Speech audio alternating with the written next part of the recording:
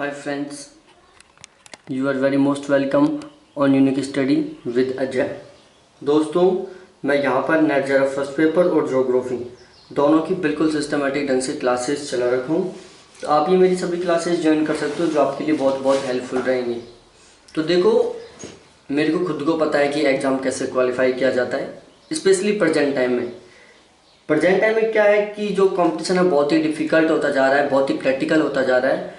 तो इस टाइम में एग्ज़ाम पास करना और पहले एग्ज़ाम पास करना दोनों में बहुत डिफरेंस है। और मैंने ये एग्ज़ाम अभी लगातार 3 बार क्रैक किया है, बिल्कुल रेगुलर पीजी के साथ। तो मैंने क्या क्या पढ़ा था, किस तरीके से पढ़ा था, इन सभी को मैं आपके सामने बिल्कुल अपने तरीके से बताने जा रहा हूँ। तो देखो, मैंने पिछले सारे पेपर सॉल्व किए थे, उसको ध्यान में रखते हुए मैं अभी आपको सभी पेपर सॉल्व करवा रहा हूँ। देखो, ऊपर हेडलाइन पर लिखा हुआ है कि यहाँ पर लिखा हुआ है, देखो थोड़ा मैं कलर चेंज कर लेता हूँ, ग्रीन कलर लेता है। यहाँ पर लिखा हुआ है 26 जून 2019। क्या है? 26 जून 2019। तो ये जो पेपर है,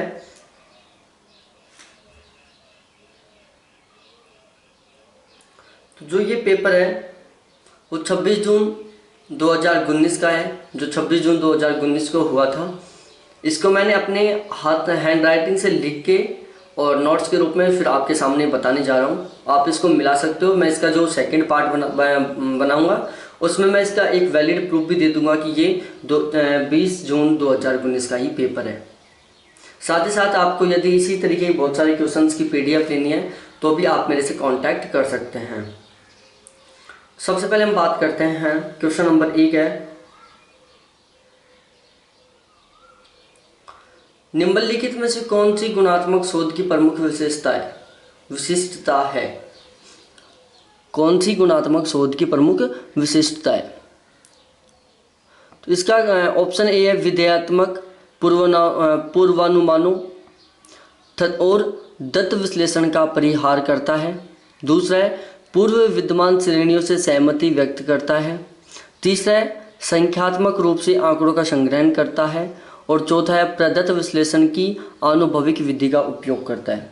तो इसका जो करेक्ट आंसर है वो है ऑप्शन नंबर 3, कि जो संख्यात्मक रूप से आंकड़ों का संग्रहण करना, ये क्या है? गुणात्मक शोध की प्रमुख विशेषता है। उसके बाद नेक्स्ट क्वेश्चन है, क्वेश्चन नंबर 2, शिक्षण अधिगम से संबंधित अनुभव का शंकु को किसने प्रस्तुत किया था? ऑप्शन ए है जॉन डीवी ने, दूसरा है किलपैट्रिक ने, तीसरा है फॉब्रेल ने, चौथा है एडगर डेल ने। तो इसका जो करेक्ट आंसर है वो है फॉब्रेल ने। किसने? फॉब्रेल ने अनुभव का शंकु दिया था। उसके बाद नेक्स्ट क्वेश्चन है, क्वेश्चन नंबर 3, वह अध्ययन क्षेत्र जिसमें प्रौढ़ अधिगम कार्यों हेतु रणनीतियों के रूप में भूमिका प्रदर्शन, अनुगमन और स्वमूल्यांकन का उपयोग किया जाता है, निम्नलिखित में से क्या कहलाता है? ऑप्शन ए है शिक्षण शास्त्र, दूसरा है एंड्रोगोजी, तीसरा है नृविज्ञान और चौथा है मनोविज्ञान। तो जो तीसरा क्वेश्चन है उसका बिल्कुल करेक्ट आंसर है एंड्रोगोजी। क्या? एंड्रोगोजी है जो इसका बिल्कुल करेक्ट आंसर है। उसके बाद नेक्स्ट क्वेश्चन है, क्वेश्चन नंबर 4, निम्नलिखित में से कौन सी अधिगमकर्ता की सामाजिक विशेषता है? अधिगमकर्ता की सामाजिक विशेषता है तो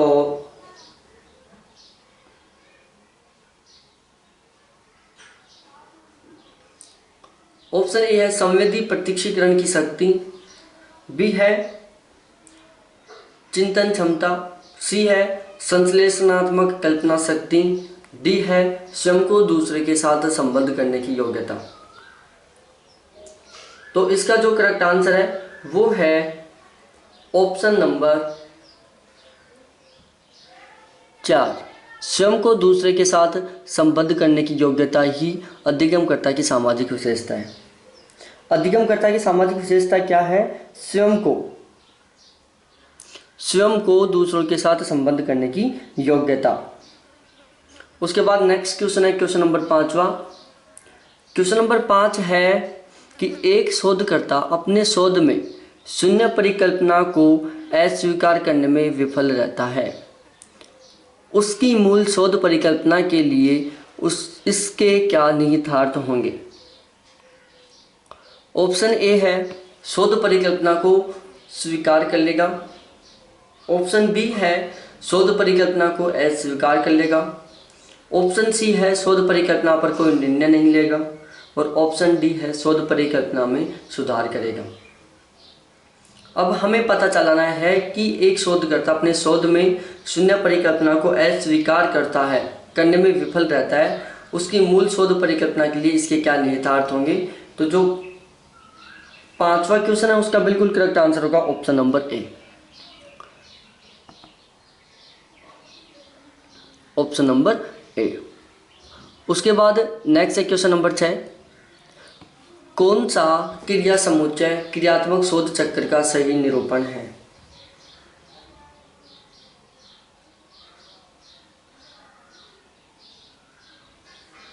कौन सा क्रिया समुच्चय क्रियात्मक शोध चक्र का सही निरूपण है? ऑप्शन ए है चिंतन, क्रियान्विति, योजना, अवलोकन। ऑप्शन बी है योजना, क्रियान्विति, अवलोकन और चिंतन। ऑप्शन सी है अवलोकन, क्रियान्विति, योजना, चिंतन। ऑप्शन डी है चिंतन, योजना, अवलोकन और क्रियान्विति। तो जो क्वेश्चन नंबर 6 है उसका करेक्ट आंसर है ऑप्शन नंबर बी, कि हम देखो समुच्चय, कौन सा क्रिया समुच्चय क्रियात्मक शोध चक्र का सही निरूपण है। देखो हम कोई भी काम स्टार्ट करते हैं तो उससे पहले हम उसकी योजना बनाते हैं, फिर उसका क्रियान्वयन करते हैं, उसका अवलोकन करते हैं, फिर उसके ऊपर चिंतन करते हैं। तो ये समुच्चय बिल्कुल करेक्ट है। चिंतन हम सबसे लास्ट में करते हैं और अवलोकन उससे पहले करते हैं, और योजना बनाने के बाद में ही हम उसका क्रियान्वयन करते हैं। उसके बाद क्वेश्चन नंबर 7 है, निम्नलिखित में से कौन सी शोध विधि परिकल्पना परीक्षण और सामान्यीकरण पर बल देती है? ऑप्शन ए है प्रयोगात्मक और कार्योत्तर शोध। ऑप्शन बी है हस्तक्षेप आधारित क्रियात्मक शोध। ऑप्शन सी है दृश्य घटना विज्ञान और वृत्तांत परक शोध। और ऑप्शन डी है व्यष्टि अध्ययन शोध। जो क्वेश्चन नंबर 7 है उसका बिल्कुल करेक्ट आंसर होगा ऑप्शन नंबर 1, कि प्रयोगात्मक और कार्योत्तर शोध है वो परिकल्पना परीक्षण और सामान्यीकरण पर बल देता है। उसके बाद 8वां क्वेश्चन है, निम्नलिखित में से कौन सी अधिगमकर्ता की गैर संज्ञानात्मक विशेषता है? निम्नलिखित में से कौन सी अधिगमकर्ता की गैर संज्ञानात्मक विशेषता है? ऑप्शन ए है स्मरण। ऑप्शन बी है समस्या समाधान। ऑप्शन सी है महत्वपूर्ण संवेदी आगतों की पहचान करना। और ऑप्शन डी है सत्य में विश्वास करना। तो जो क्वेश्चन 8वां है उसका बिल्कुल करेक्ट आंसर होगा सत्य में विश्वास करना। किसमें? सत्य में विश्वास करना। ये क्या है? ये एक अधिगमकर्ता की गैर संज्ञानात्मक विशेषता है। क्योंकि देखो गैर संज्ञानात्मक का मतलब क्या होता है?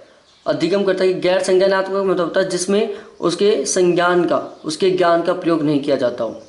स्मरण याद करने में ज्ञान का प्रयोग किया जाता है, समस्या का समाधान करने में ज्ञान का प्रयोग किया जाता है, महत्वपूर्ण संवेदी आगतों की पहचान करने में ज्ञान का प्रयोग किया जाता है, लेकिन सत्य में विश्वास करना, यहाँ पर आपको किसी भी प्रकार के ज्ञान का प्रयोग नहीं करना है। आपको केवल सत्य में जो ट्रूथ है उसमें बिलीव करना है। उसके बाद क्वेश्चन नंबर 9 है, शोध साहित्य की एक अच्छी समीक्षा का उद्देश्य होता है। शोध साहित्य की एक अच्छी समीक्षा का उद्देश्य होता है। ऑप्शन ए है विषय वस्तु का व्यक्तिविशिष्ट विश्लेषण करना। ऑप्शन बी है लेखकों और उनके संबंधों के बारे में सूचना प्रदान करना। ऑप्शन सी है शोध प्रश्नों का सर्जन करना और उनकी वैधता निरूपण करना। और ऑप्शन डी है बहुकार्य आधारित परीक्षण करना। बहुकार्य आधारित परीक्षण करना। तो यहाँ पर इसका बिल्कुल करेक्ट आंसर होगा, जो 9वां क्वेश्चन है उसका बिल्कुल करेक्ट आंसर होगा ऑप्शन 3, कि शोध प्रश्नों का सर्जन करना और उनकी वैधता निरूपण करना। शोध साहित्य की एक अच्छी समीक्षा का उद्देश्य होता है शोध प्रश्नों का सर्जन करना और उनकी वैधता निरूपण करना। उसके बाद नेक्स्ट क्वेश्चन है क्वेश्चन नंबर 10, सभी न्यायाधीश निष्पक्ष हैं, यह तर्क का उदाहरण है। यहाँ पर बिल्कुल डैश है, खाली स्थान है, यहाँ पर हमें इसको फिल करना है।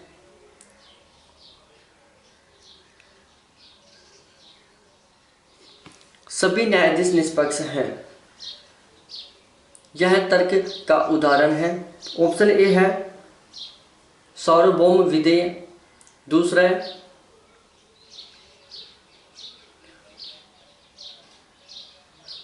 है सार्वभौम निषेध, तीसरा है विशिष्ट विधेय और चौथा है विशिष्ट निषेध। क्या है? विशिष्ट निषेध है चौथा।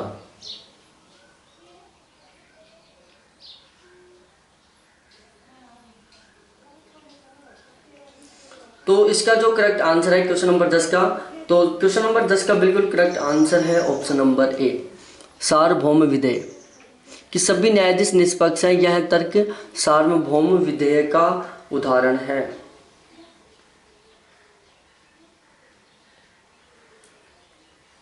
उसके बाद क्वेश्चन नंबर 11वां है, कक्षा में किसी विशिष्ट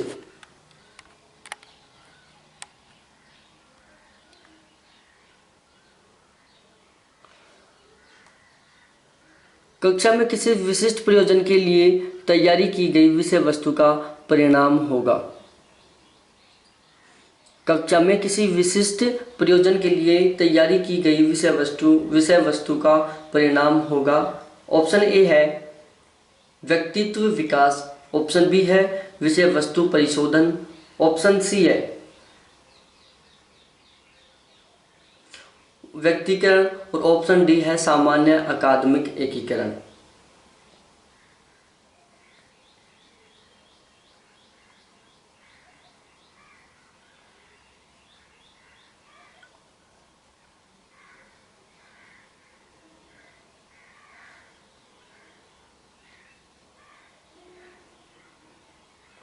जो क्वेश्चन नंबर 11 है कि कक्षा में किसी विशिष्ट प्रयोजन के लिए तैयारी की गई विषय वस्तु का परिणाम होगा, तो यहाँ पर इसका ऑप्शन ए व्यक्तित्व विकास, बी है विषय वस्तु का परिशोधन, सी है व्यक्तिकरण और डी है सामान्य अकादमिक एकीकरण। जो क्वेश्चन नंबर 11 है इसका करेक्ट आंसर है ऑप्शन नंबर बी, विषय वस्तु परिशोधन। क्या है? विषय वस्तु का परिशोधन। उसके बाद क्वेश्चन नंबर 12 है,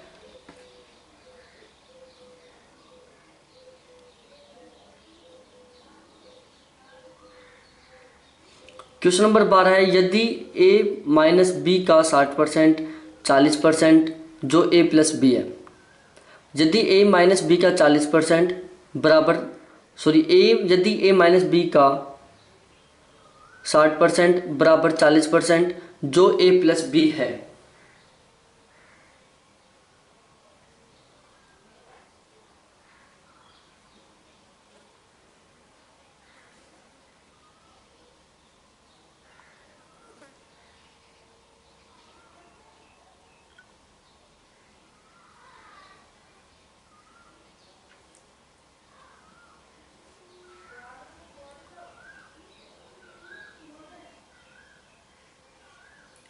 तो जो क्वेश्चन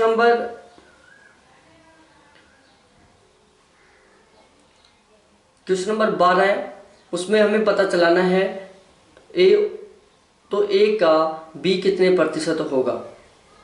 क्वेश्चन 12 है कि यदि a माइनस बी का 60% इक्वल 40% जो a प्लस बी है, तो a का b कितने प्रतिशत होगा। तो यहाँ पर a का जो b प्रतिशत होगा वो होगा 50%। कितना परसेंट? 50% होगा। उसके बाद नेक्स्ट क्वेश्चन है क्वेश्चन नंबर 13वां, बहुत सिंपल सा क्वेश्चन है। प्रभावी संप्रेषण की कतिपय बाधाएं हैं।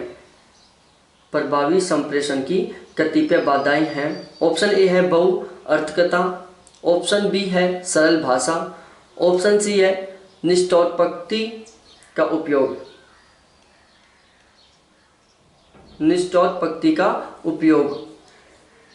ऑप्शन डी है वाक्यों की आसान संरचना, ऑप्शन डी क्या है, वाक्यों की आसान संरचना। यहाँ पर अब हमें करेक्ट आंसर का पता चलाना है। तो करेक्ट आंसर क्या है इसका? इसका करेक्ट आंसर है ऑप्शन ए है, ए और दो, दोनों बातें बिल्कुल सही हैं। ऑप्शन बी है बी और सी, दोनों बातें बिल्कुल सही हैं।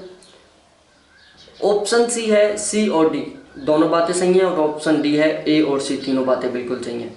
अब हमें यहाँ पता चलाना है कि प्रभावी संप्रेषण की कतिपय बाधाएं कौन कौन सी हैं।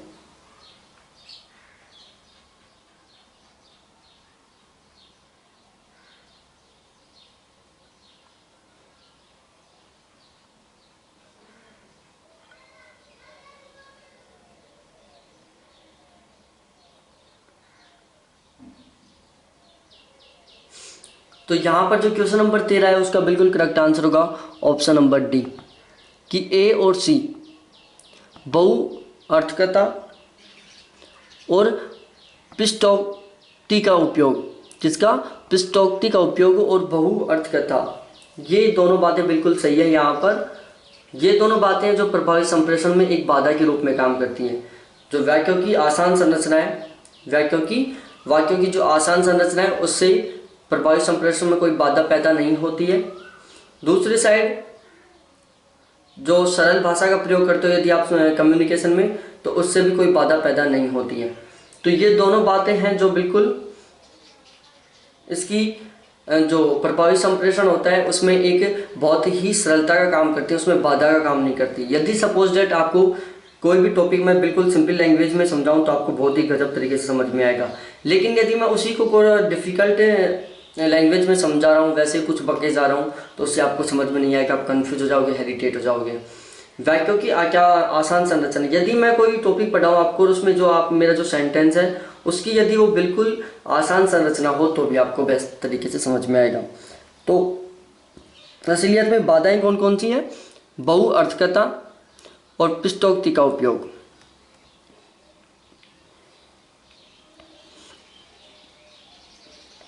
उसके बाद ये जो क्वेश्चन नंबर 14 है वो इंटरेस्ट का क्वेश्चन है, ब्याज दर का, सिंपल इंटरेस्ट का क्वेश्चन है। तो देखो, simple interest, compound interest, profit loss, percent, math के जितने भी क्वेश्चन आएंगे, मैथ के क्वेश्चन, रीजनिंग के क्वेश्चन, लॉजिकल रीजनिंग के क्वेश्चन और डीआई के क्वेश्चन, ये चारों के चारों टॉपिक के क्वेश्चन मैं आपको एक साथ बोर्ड के ऊपर समझाऊंगा, पेपर वाइज बता दूंगा कि ये इस साल के पेपर का क्वेश्चन है, ये इस साल के पेपर का क्वेश्चन है। क्योंकि मैं अब बोर्ड यहाँ पर अब जैसे पढ़ा रहा हूँ इसी तरीके से आपको समझाऊँ तो आपको सेटिंग से समझ में नहीं आएगा, लेकिन जब मैं बोर्ड के ऊपर समझाऊंगा तो आपको बहुत ही आसानी से समझ में आ जाएगा। तो जो मैथ के, रीजनिंग के, लॉजिकल रीजनिंग के, डीआई के क्वेश्चन है, इनको मैं आपको बोर्ड के ऊपर समझाऊंगा। क्वेश्चन नंबर 15 है कि भारतीय तर्कशास्त्र में अनुमान का मूल है। ऑप्शन ए है गौण पद और मुख्य पद के बीच परिवर्तित संबंध। ऑप्शन बी है मध्यवर्ती पद और गौण पद के बीच अपरिवर्तित संबंध। ऑप्शन सी है मध्यवर्ती पद और मुख्य पद के बीच परिवर्तित सहवर्तीता। और ऑप्शन डी है मध्यवर्ती पद और मुख्य पद के बीच अपरिवर्तित सहवर्तीता। तो जो क्वेश्चन नंबर 15 है इसका बिल्कुल करेक्ट आंसर है ऑप्शन नंबर डी, कि मध्यवर्ती पद और मुख्य पद के बीच अपरिवर्तित सहवर्तीता। मध्यवर्ती पद और मुख्य पद के बीच अपरिवर्तित सहवर्तीता, जो क्वेश्चन नंबर 15 उसका बिल्कुल करेक्ट आंसर है। तो दोस्तों इसी के साथ हमारे जो ये टोटल 15 क्वेश्चन कंप्लीट होते हैं। मैं हर एक वीडियो में को जो हर पेपर होता है उसको 2 वीडियो में कंप्लीट करवाता हूँ। मैंने यहाँ पर इसका कोई वैलिड प्रूफ नहीं दिया आपको कि ये वास्तव में 26 जून 2019 का पेपर है, लेकिन जो मैं इसका नेक्स्ट पार्ट बनाऊंगा उसमें आपको एक वैलिड प्रूफ दूंगा, ये बताने के लिए कि ये वास्तव में पेपर है। बहुत से कैंडिडेट सोच रहे हैं कि ये मन से बनाए हुए क्वेश्चन है, लेकिन ऐसा कुछ नहीं है।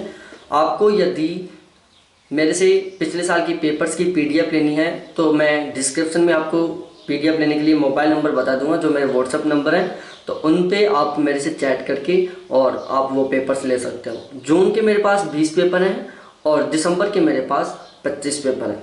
तो ऐसे टोटल 2019 के मेरे पास 45 पेपर हैं जो आप मेरे से ले सकते हो। फिर मिलते हैं हम नेक्स्ट वीडियो के साथ। यदि इस चैनल के ऊपर नए हो तो चैनल को सब्सक्राइब जरूर करना, बेल आइकन को जरूर दबाना और इस चैनल को अपने फ्रेंड्स के साथ, सभी फ्रेंड्स के साथ शेयर करो, जिससे कि आपका बहुत अच्छा स्कोर हो।